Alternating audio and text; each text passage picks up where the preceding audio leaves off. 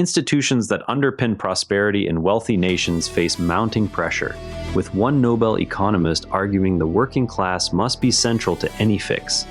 This is Omni View, episode 154. Daron Acemoglu, the Nobel laureate known for linking inclusive institutions to long-term national wealth, warned that the laws, property rights, and political constraints credited with Western prosperity now face serious strain. He spoke on the Reuters podcast, The Big View, with Peter Thal Larsen, and argued that effective responses must start by restoring economic security for ordinary workers rather than treating it as a secondary concern. Acemoglu's decades of comparative research across countries has shown that nations protecting broad access to contracts, independent courts, and limits on elite power achieve steadier growth than those built on narrow extraction. Reuters presented the remarks as a direct application of that historical evidence to current pressures on established democracies. The discussion framed worker security as the foundation for preserving liberal institutions rather than an optional add-on. Reuters noted that Acemoglu connects institutional erosion to risks of slower productivity and capital flight in wealthy economies. What happens next? Policymakers and voters will face choices about whether new measures widen or narrow those protections, with early tests likely to appear in labor and regulatory legislation over the coming months. Shifting now to a developing situation in Southeast Asia, authorities in Indonesia's South Sumatra province held a mass prayer for rain, while forest and peatland fires continued to generate choking haze across several districts. The event was organized as fires kept burning and air quality declined in affected areas. The Associated Press reported the prayer as a direct local response to the immediate smoke problem. Provincial officials described the gathering as one practical step available, while suppression efforts continued. The AP account emphasized that the haze had already spread to multiple regions and that the prayer reflected traditional communal action alongside ongoing firefighting. Officials have not announced a timeline for full containment, and residents in downwind areas continue to face reduced air quality. Next, attention turns to a technology and sovereignty debate in Britain.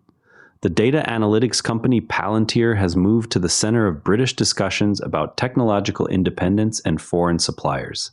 The Economist examined the claims made against the firm and concluded that some of the company-specific concerns appear overstated.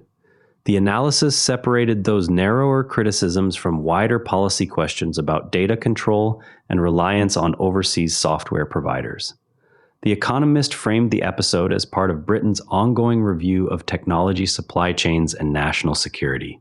It presented the broader sovereignty concerns as legitimate, while noting that evidence tying specific risks uniquely to Palantir remains limited. The piece leaves open how future procurement decisions will balance those general worries against the firm's existing contracts. Meanwhile, scientists have restated a long-standing assessment of energy use and weather patterns. Researchers have reiterated that continued reliance on gas, oil, and coal will intensify heat waves, storms, floods, and droughts. The Associated Press summarized the statement as a restatement of established projections rather than new findings. The AP coverage tied the expected rise in extreme events directly to current consumption levels of those fuels. The report presented the warning as consistent with prior scientific consensus and focused on the link between fuel use and future weather intensity. No new numerical forecasts were introduced, and the emphasis remained on the connection between ongoing consumption and projected outcomes. Turning to markets, Reuters Breaking Views examined whether current oil prices, supported by supply limits, could settle at a permanently higher floor. The analysis considered structural constraints on production as one factor that might prevent prices from returning to earlier ranges. It weighed the possibility that those limits could keep prices elevated, while noting the outcome still depends on how demand and output decisions unfold. Reuters Breaking Views presented the higher price level as plausible under certain supply conditions, but avoided firm predictions.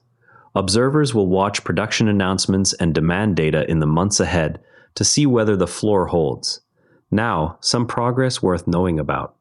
Fire crews have begun to contain the Hawk Fire in the Sierra Nevada foothills near Reno, Nevada, after the blaze destroyed more than 30 homes. The fire grew rapidly after starting on Saturday, but containment efforts have since lowered the immediate threat to additional structures.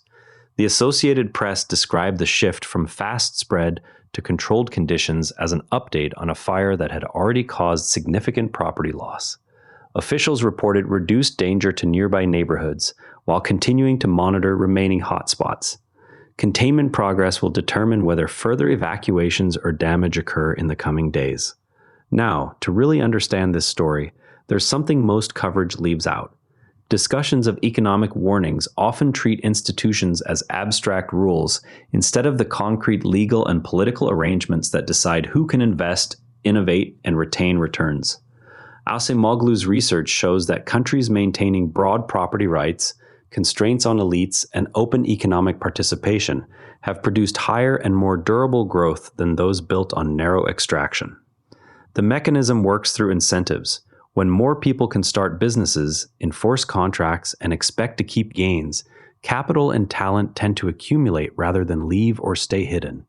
When those protections weaken, investment shifts toward short-term extraction or capital flight. Historical comparisons indicate that nations preserving independent courts, secure land titles, and limits on arbitrary state power sustained higher living standards over centuries than those concentrating opportunity among small groups. The same pattern appears in records of patent filings, business formation, and long-run income growth across former colonies that adopted different legal frameworks after independence. When protections erode, outcomes include slower productivity growth and higher emigration of skilled workers.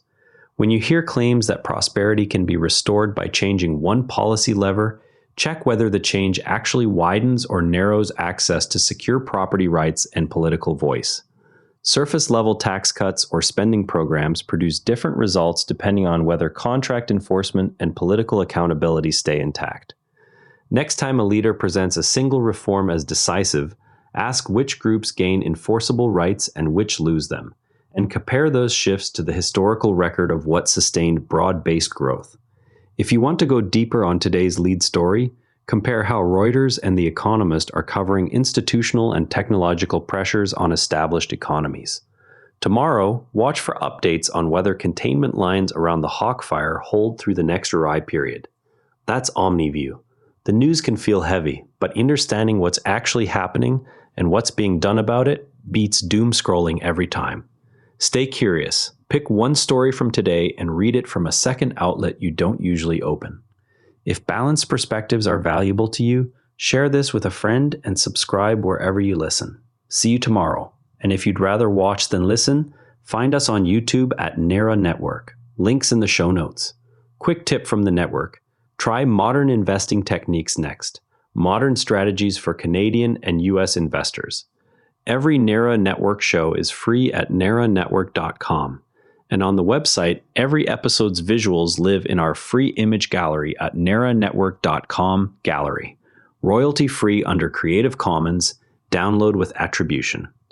This episode used AI voice synthesis of my voice. Editorial selection and analysis are my own.